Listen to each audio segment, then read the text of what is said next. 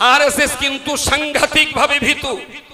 ওরা এত আতঙ্কিত, ওরা এত ভীতু হয়েছে। ভারতবর্ষের পশ্চিমবঙ্গের মাটিতে হয়তো আমরা আন্দোলনের জন্য আওয়াজ তুলেছি, কিন্তু যেভাবে আমাদের এই আন্দোলনে হিন্দু, মুসলিম, শিখ, ইসাই তারা যেভাবে পাশে দাঁড়িয়ে সহাবস্থানের মধ্য দিয়ে আমরা মুভমেন্ট চালিয়ে যাচ্ছি, তাতে কিন্তু আরএসএস দারুণভাবে আতঙ্কিত। ওদের একটাই অস্ত্র আছে, সেটা যেন তেন প্রকারে দাঙ্গা লাগা। তাদেরকে নিতে হবে হিন্দু বিশেষ শিক্ষিত বুদ্ধিজীবী ভাই ও বন্ধুদের, এবং তাদেরকে আমরা পয়সা দিয়ে পার্লামেন্টে বিরোধ করতে পাঠাইনি। 192 জন হিন্দু এমএলএ, হিন্দু এমপি, তারা কিন্তু বাকায়দা আমাদের হয়েই লড়াইটা দিয়েছেন, মানে দেশের জন্যই তারা লড়াইটা দিয়েছেন। তারা যেমন হিন্দুরা যেমন পার্লামেন্টে লড়াই করেছেন, তেমন ফুটপাতেও লড়াই করছেন। কোর্টের লয়ার হিন্দু, হিন্দু লয়াররাও কিন্তু আমাদের জন্য, দেশের জন্য, সংবিধান বাঁচাবার জন্য তারাও কিন্তু পথে নেমেছে। এই কথাটা কখনো ভুললে হবে না। দ্বিতীয় নম্বর কথা বলছি, জয় শ্রীরাম হিন্দু ভাইদের একটা পবিত্র ধর্মীয় স্লোগান।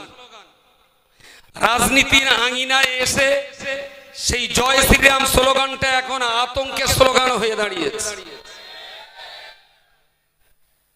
নারাই তাকবীর, আল্লাহু আকবার, এই স্লোগানটা হলো সৃজনশীল স্লোগান। কোনদিনের জন্য এই স্লোগান যেন ধ্বংসাত্মক জায়গায় ব্যবহার করে ইসলামটাকে কলঙ্কিত করা না হয়। আমি অত্যন্ত লজ্জিত, কেন হিন্দু ভাইয়ের বাস থেকে একটা জয় শ্রীরামের পতাকা খোলা হলো নারাই তাকবীর ধ্বনি দিয়ে। আমরা ধিক্কার জানাই সেই সমস্ত মুসলিম যারা ধর্মের নাম নিয়ে, মুসলমানের পরিচয় নিয়ে আরএসএস এর হয়ে দালালি করে ইসলামকে কলঙ্কিত করছেন। আমি বলছি, দেশের পুলিশের কাছে রেকর্ড আছে, তাদেরকে চিহ্নিত করে আইনের আওতায় এনে তাদের উপযুক্ত বিচার করা হোক। আমি দ্বিতীয় কথা বলবো, যারা আন্দোলনের নামে, মুভমেন্টের নামে গাড়ি ভাঙচুর করছে, মানুষের, পথচারীদের আবেগটাকে, সহানুভূতিটাকে না নিয়ে মানুষের দুর্নাম, বদনাম, অভিশাপ করাচ্ছেন, তারা কিন্তু এই সংগঠনের জন্য, এই মুভমেন্টের জন্য বিপজ্জনক। অল ইন্ডিয়া সুন্নাতুল জামাত গান্ধীজির অহিংস নীতিতে বিশ্বাসী। অল ইন্ডিয়া সুন্নাতুল জামাত শান্তিপূর্ণ আন্দোলনে বিশ্বাসী। অল ইন্ডিয়া মুসলিম পার্সোনাল ল বোর্ড, তারা ভারতবর্ষের মুসলিমদের একটা অভিভাবক সংস্থা। তারা অত্যন্ত শান্তশিষ্ট এবং সহনশীলতার পরিচয় দিয়ে মুভমেন্ট করতে বলেছেন।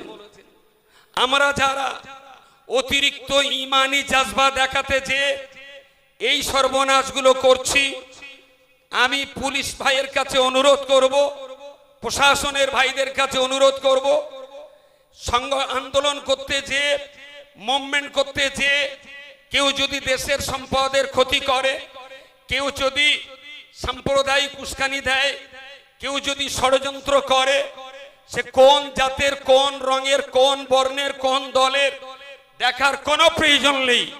তাদেরকে চিহ্নিত করে আইনের আওতায় এনে তাদের উপযুক্ত শাস্তির ব্যবস্থা করা হোক। এ ব্যাপারে আপনারা কি আমার সঙ্গে একমত আছেন? হাত নামান। এটা অল ইন্ডিয়া সুন্নাতুল জামাতের স্ট্যাটাস। আমরা যেমন দেশকে ভালোবাসি, আজকে নামাজ পড়েছি সেজদায় মাথা দিয়ে, এ মাটিটা কিন্তু ভারতবর্ষের মাটি। সুতরাং দেশটা যদি ভালো থাকে, আমার নামাজটা ভালো হবে। দেশটা যদি ভালো থাকে, আমার রোজাটা ভালো থাকবে। দেশটা যদি ভালো থাকে, আমার ঈমান ভালো থাকবে। দেশ যদি ভালো থাকে, আমি এই দেশের মাটিতে ইসলাম নিয়ে শান্তিপূর্ণ সহাবস্থানের সঙ্গে আমরা বসবাস করতে পারবো। সুতরাং অল ইন্ডিয়া সুন্নাতুল জামাত এমন কোন জঙ্গি আন্দোলনে বিশ্বাস করে না, যে আন্দোলন সৃজনশীল নয় বরং ধ্বংসশীল, যে আন্দোলন কল্যাণকামী নয় বরং হিংসাত্মক সেই ধরনের আন্দোলন সুন্নাতুল জামাত করে না। সুন্নাতুল জামাত অহিংস এবং শান্তিকামী, সৃজনশীল এবং গঠনশীল আন্দোলনে আমরা বিশ্বাসী। 3 নম্বর কথা বলছি, দেশের এই চরম পরিস্থিতিতে আমি আপনাদের কাছে খুব বিনয়ের সঙ্গে অনুরোধ করছি, টুপি মাথায় দিয়ে লুঙ্গি পাঞ্জাবি পরে ফাটাং করে কেউ এসে বলল রাস্তাটা অবরোধ করে দাও, আপনি ইমানি জাজবায় ফেটে পড়ে রাস্তাটা অবরোধ করে দিলেন। যিনি আপনাকে বললেন তাকে আর খুঁজে পাওয়া যাচ্ছে না, ওটা হলো আরএসএস এর চর। আপনি বুঝতে পারেননি। সুতরাং কারোর চক্রান্তের জালে কখনো ফাঁসবেন না, কোন চক্রান্তের শিকার হবেন না। আরএসএস কিন্তু সাংঘাতিক ভাবে ভীতু, ওরা এত আতঙ্কিত, ওরা এত ভীতু হয়েছে। ভারতবর্ষের পশ্চিমবঙ্গের মাটিতে হয়তো আমরা আন্দোলনের জন্য আওয়াজ তুলেছি, কিন্তু যেভাবে আমাদের এই আন্দোলনে হিন্দু, মুসলিম, শিখ, ইসাই তারা যেভাবে পাশে দাঁড়িয়ে সহাবস্থানের মধ্য দিয়ে আমরা মুভমেন্ট চালিয়ে যাচ্ছি, তাতে কিন্তু আরএসএস দারুণভাবে আতঙ্কিত। ওদের একটাই অস্ত্র আছে, সেটা যেন তেন প্রকারে দাঙ্গা লাগানো। এই দাঙ্গা লাগানোটা পথে চলার সময় কেউ যদি আপনার মাথার উপরে একটা ইঁটও মারে, আমি বলছি চিহ্নিত করে আসামিটাকে পুলিশকে বলুন, বিচার হাতে তুলে নেবেন না।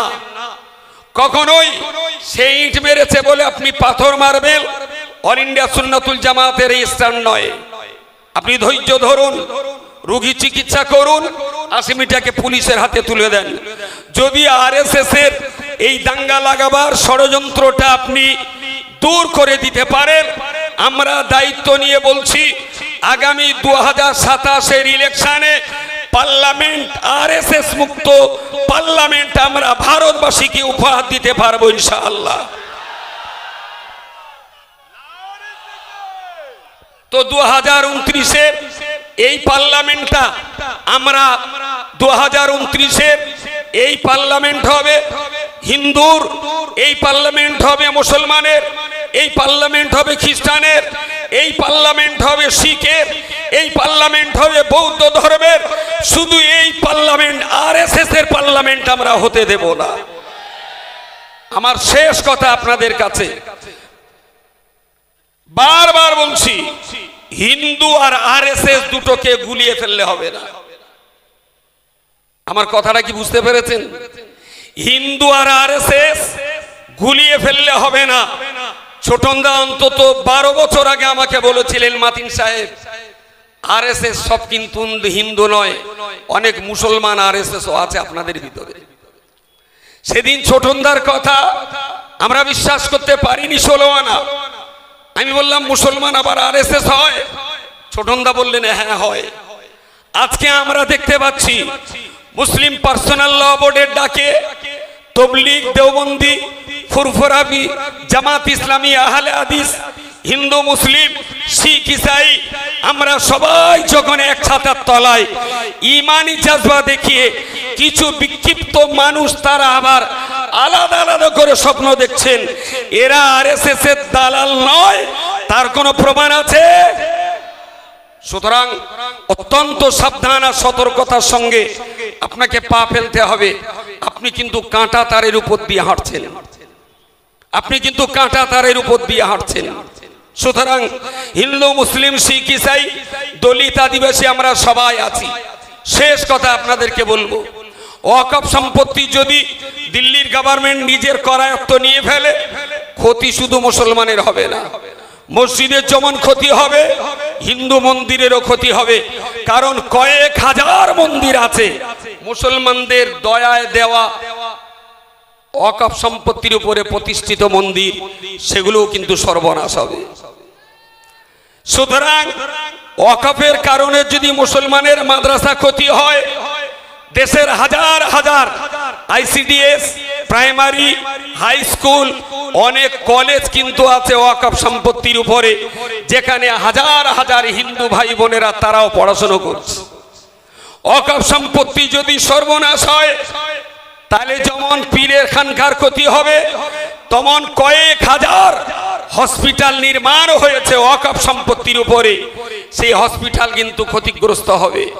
সুতরাং হিন্দু ভাইদেরকে বিনয়ের সঙ্গে বলবো, যে আন্দোলনটা শুধু মুসলমানদের আন্দোলন ভাবলে আপনারা ভুল করছেন।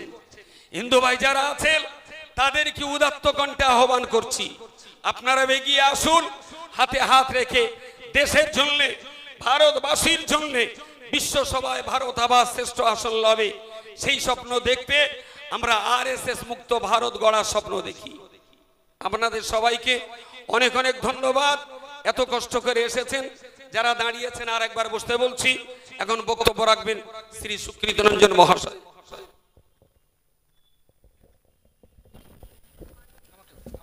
الملك الواحد القهار توصيفا تعظيما تكريما بناعة سيدنا محمد المختار. أعوذ بالله من الشيطان الرجيم. تعاونوا على البر والتقوى ولا تعاونوا على الإثم والعدوان. صدق الله مولانا العظيم. সম্মানিত সংগ্রামী ভাই ও বন্ধুগণ, যে উদ্দেশ্যে আজকে আমাদের এই সমাবেশ, এই উদ্দেশ্যকে সফল করার জন্যে বক্তাগণ বক্তব্য রাখছেন, আর আপনারা যারা অসম্ভব রকমের কষ্ট সহ্য করে এই প্রচণ্ড উত্তাপে অনেক কষ্ট করে বাড়ি থেকে পর্যন্ত এসেছেন, অল ইন্ডিয়া মুসলিম পার্সোনাল ল বোর্ডের সমর্থনে এবং অল ইন্ডিয়া সুন্নাত ওয়াল জামাতের পক্ষ থেকে আপনাদের সবাইকে আমি হার্দিক অভিনন্দন জানাচ্ছি। বক্তৃতা এখনো চলবে, একের পর এক বিভিন্ন বক্তা বক্তব্য রাখবেন। আমি শুধু একটা অনুরোধ করার জন্য মাইক ধরেছি। প্রিয় রসুল বলেছেন, নেতা যদি নাক কাটা হাবশি গোলামও হয়, তাহলে নেতার নেতৃত্ব মেনে চলা উম্মতের জন্য ওয়াজিব। আমি অযোগ্য, অপাঙ্ক্তেয়, এর পরেও এই জলসা ডাকবার অধিকার যখন আপনারা দিয়েছেন, আজকের এই সমাবেশ অল ইন্ডিয়া সুন্নাতুল জামাতের নগণ্য রাখাল হিসাবে আমি এই সভা ডেকেছি। আপনাদের সহযোগিতাকে আমি কৃতজ্ঞতা জানাচ্ছি। নেতৃত্বের জায়গায় যখন বসিয়েছেন, আমার ছোট্ট একটা দাবি, ডাইনে বামে যারা দাঁড়িয়ে আছেন প্লিজ একটু বসে পড়ুন। আপনার পিছনের মানুষগুলোকে অন্যরা দেখতে পাচ্ছে না। প্লিজ ডাইনে এবং বামে যেখানেই আছেন ওখানেই বসুন, যেখানেই আছেন ওখানেই বসুন, প্লিজ অনুরোধ করছি। বসে পড়ুন, জুতো দুটো বিছিয়ে তার উপরে বসুন। আপনি না বসলে আপনার পিছনের মানুষ দেখতে পাবে না, তারা অস্থিরতা বোধ করবে। যেখানে ছায়া আছে ওখানে বসুন। অনেক ভাই তো একেবারেই টানা রৌদ্রে বসে আছেন, তাদেরকে তো বলতে হয়নি রৌদ্রে আসার, তারা বসে। সামনে যারা আছেন প্লিজ বসুন, অনুরোধ করছি বসুন। আপনারা আমাকে নেতৃত্ব দিয়েছেন যখন, আমার এই কথাটা অন্তত রাখুন। হ্যালো, আমি বসতে বলছি, একবার আল্লাহকে ডাকুন তো। আজান